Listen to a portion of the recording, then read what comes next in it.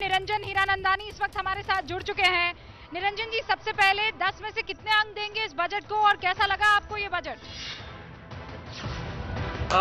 मेरे अंदाज से 10 में से मैं 8 देना चाहता हूँ और समझता हूँ कि ओवरऑल जो नेगेटिविज्म कोविड का था वो ये सरकार ने ओवरकम कर दिया है।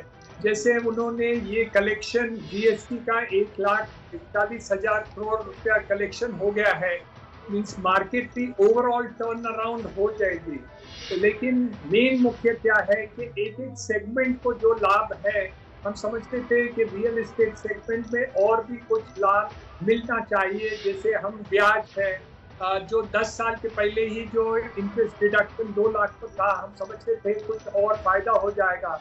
लेकिन और जो दूसरी बात है तो CLSS स्कीम जो रियल एस्टेट पे है वो 80 लाख और लोगों को पहुंचाना चाहते हैं और 48,000 करोड़ रुपया उसके लिए उन्होंने अलग रखा है। तो मेरे अंदाज से ये जो अफोर्डेबल हाउसिंग स्कीम के अंदर उन्होंने जो ऐलान किया है वो बहुत बड़ी बात है और घर के क्षेत्र में काफी उन्नति प्रगति हो सकती है। जी ओके सर, आप ये कह रहे हैं कि नेगेटिविटी को खत्म किया है जो कोरोना की वजह से ये तीसरी फेज में भी देखने को मिल रही थी। संजय अग्रवाल साहब भी हमारे साथ जुड़ चुके हैं, पैरामाउंट केबल के चेयरमैन हैं। संजय जी, 10 में से कितने नंबर देंगे आप और ये बजट आपको पसंद आया या वैसा ही था जैसा उम्मीद की जा रही थी या उम्मीद से बेहतर या उम्मीद से कम? सर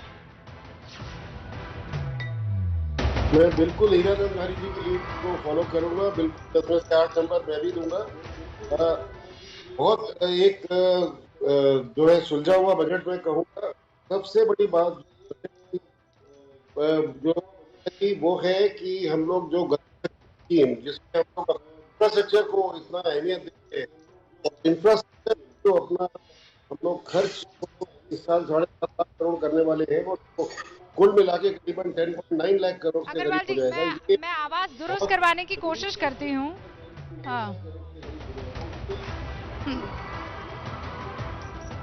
क्योंकि आपकी आवाज जो है बीच बीच में कट कर आ रही है तो समझ में ठीक से आ नहीं पा रहा है। मैं ठीक करती हूँ आवाज और दोबारा आपके पास रुक करती हूँ।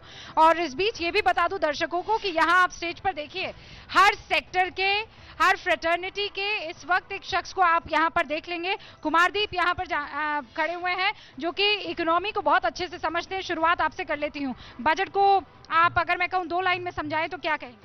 देखिए, बजट को 2 लाइन में समझाने के लिए इसके भाग 2 को पढ़ना पड़ेगा। उसमें जो रियायतें मिली है इनडायरेक्ट टैक्सेस में, उसका क्या असर पड़ेगा भारत के निर्यात पर, उससे कितनी रोजगार की, आप कह रहे हैं थोड़ा वक्त आपको चाहिए, कितनी रोजगार की संभावनाएं बढ़ेंगी जो मुझे दिख रही हैं, क्योंकि SEZ पॉलिसी में भी बदलाव आए हैं। रोजगार की संभावनाएं बढ़ेंगी अगर भाग 2 को ठीक से पढ़ा जाए तो। ठीक है, विक्रम जी राजनीतिक विश्लेषक है, आप कैसे देख रहे हैं बजट? देखिए, जो बहुत कम आय वर्ग के लोग हैं उनके लिए तो बजट ठीक है, बहुत सारी चीज़ें सस्ती हुई हैं, मगर मध्यम आय वर्ग के लोगों को और नौकरी पेशा लोगों को जो हर बार एक छूट का टैक्स स्लैब में इंतजार रहता है, उसमें कोई भी किसी भी तरीके की रियायत नहीं मिली है। ये बहुत ही आवश्यक है, उन लोगों को भी एक रियायत मिलनी चाहिए। आपने कहा टैक्स को लेकर निराशा हुई है, सर आप? डिजिटली देखा जाए तो इस बजट के अंदर बहुत सी चीज़ों को प्रोत्साहित किया गया है, तो आगे जाके देखना पड़ेगा डिटेल में इसका किस तरह से आता है, पर ओवरऑल डिजिटल का तो बोलबाला था, बोलबाला है, तो इसलिए इसका इम्पैक्ट डेफिनेटली बहुत अच्छा रहेगा। हीरानंदानी जी भी हमारे साथ जुड़े हुए हैं। यामिनी, कोई सवाल आप उनसे पूछना चाहें? जी नहीं, पर मैं सिर्फ यही जानना चाहूँगी कि इंडस्ट्री इसको कैसे देखती है और कितने प्रोग्रेसिवली देखती है। निरंजन जी बताइए कि इंडस्ट्री इसे कैसे देख रही है इस बजट को? है एक तो मैन्युफैक्चरिंग सेक्टर जहां PLI की काफी राहत दी है, वहां जो सेक्टर्स के ऊपर जोर दिया है, मेरे अंदाज से वो सेक्टर्स काफी बढ़ने वाली है और रोजगारी भी यहाँ बढ़ सकती है। सेकेंड, जो हम नॉर्थ इंडिया की बात करते हैं, अभी डिजिटलाइजेशन जो कंप्लीट हुआ है, जैसे पेमेंट की बात है, जैसे डिजिटल फॉर्मेट है, ई-कॉमर्स है, मेरे अंदाज से इसके ऊपर इतना ज्यादा जोर दिया हुआ है कि वो मल्टीप्लायर इफेक्ट आप इस साल में जरूर देखेंगे। तो ईज ऑफ डूइंग बिजनेस बढ़ने वाला है और वो बहुत काम आ सकती है। ग्रामीण विभाग में नरेगा को इंट्रोड्यूस किया है, लेकिन अर्बन एरिया निरंजन में जी, मैं मैं एक समझता हूँ सवाल जहाँ आपसे ये पूछना चाहती हूँ, एक आम आदमी, हाँ, एक आम आदमी जो इस वक्त बजट को देख रहा है निरंजन जी, वो ये कहेगा कि मैं तो घर बैठकर ऑफिस का काम कर रहा हूँ, मुझे किस तरीके की रियायत मिली है? क्योंकि उसके लिए अगर सबसे बड़ी चीज होती है तो वो इनकम टैक्स में रियायत होती है, स्लैब में कोई परिवर्तन नहीं। उस क्लास के लिए आप क्या मैसेज देना चाहेंगे?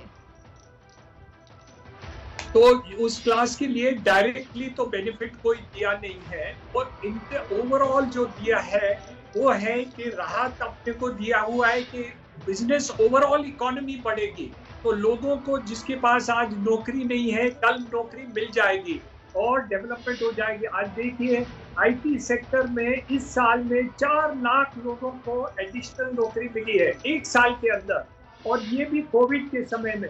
तो मेरे अंदाज से जो हम टैक्स बेनिफिट, मैं भी चाहता था कि मिडिल इनकम को टैक्स की कुछ राहत मिलनी चाहिए थी, लेकिन नहीं मिला है। लेकिन वो कंसंट्रेशन ज्यादा कर रहे हैं कि नौकरियां बढ़े।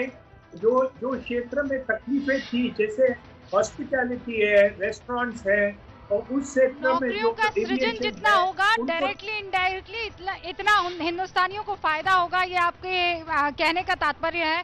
निरंजन हीरानंद आनंद जी, बहुत बहुत शुक्रिया हमसे बातचीत करने के लिए।